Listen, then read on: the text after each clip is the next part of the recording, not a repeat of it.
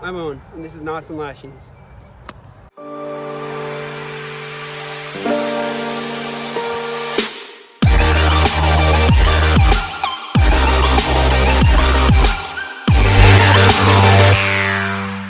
Today we're going to be discussing the bowline, sheet bend, and timber hitch. To fully master these knots, you can pause and rewatch as many times as needed to learn at your own speed. The bowline knot is also known as the rescue knot.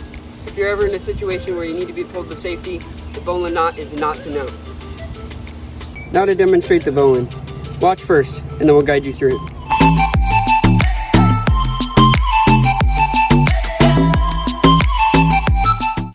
Now we'll guide you through tying the bowline. You have your running end and your standing part. On the standing part, you want to create a loop so that the running end goes over top of the standing end. Next, you want to push the running end underneath through this loop. Then you want to take the running end and push it around the standing end and push it back through this loop you created and pull tightly. There are two very common mistakes with the bowline. The first one is tying a square knot. When you're tying a bowline, you want to make sure you only go around the standing part and not this loop and back through this loop to create the square knot.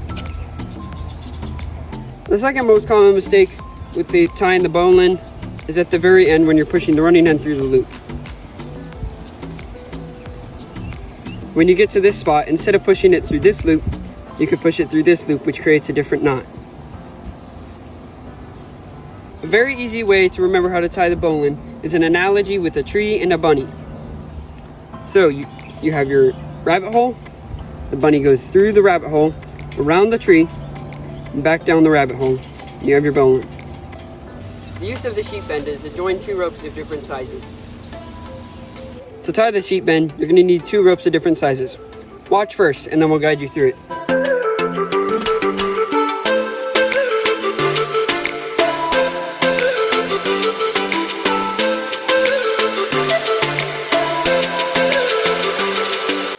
To tie the sheet bend, you want to create a U shape with your larger rope.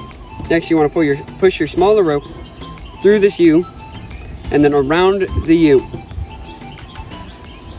When you get here, you want to lift up this section of the smaller rope and push your rope under the smaller rope but over this larger rope and pull to create the sheet bend. There are two common mistakes when tying the sheet bend. The first one is to tie a square knot. When you go through this U shape and you go back around, you don't want to go directly through this loop, because if you do that, you create a square knot. The second most common mistake is pulling the rope too far. At the very end, the last step, you have everything right, but you could just pull the rope too far, which pulls the smaller rope off of the rope for something like that. The timber hitch is used to drag a log across the ground. To tie the timber hitch, you're going to need a pole or a log to wrap the rope around. Watch first, and then we'll guide you through it.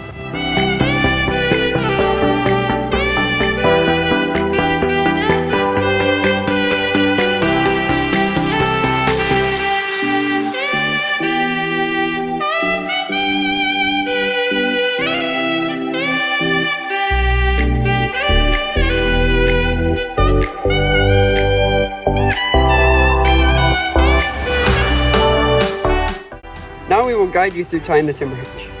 First, you want to take one end of the rope, put it under this pole, and pull up. Then you want to take the other end of the rope and wrap it around this side of the rope.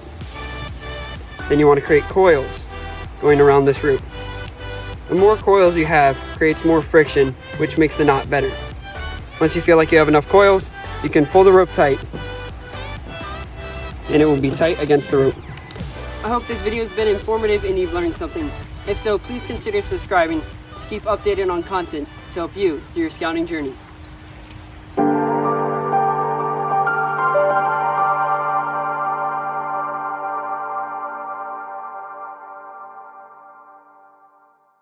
The timber hitch is used to drag a log across the ground. That is its sole purpose because it is the worst knot in history. There we go!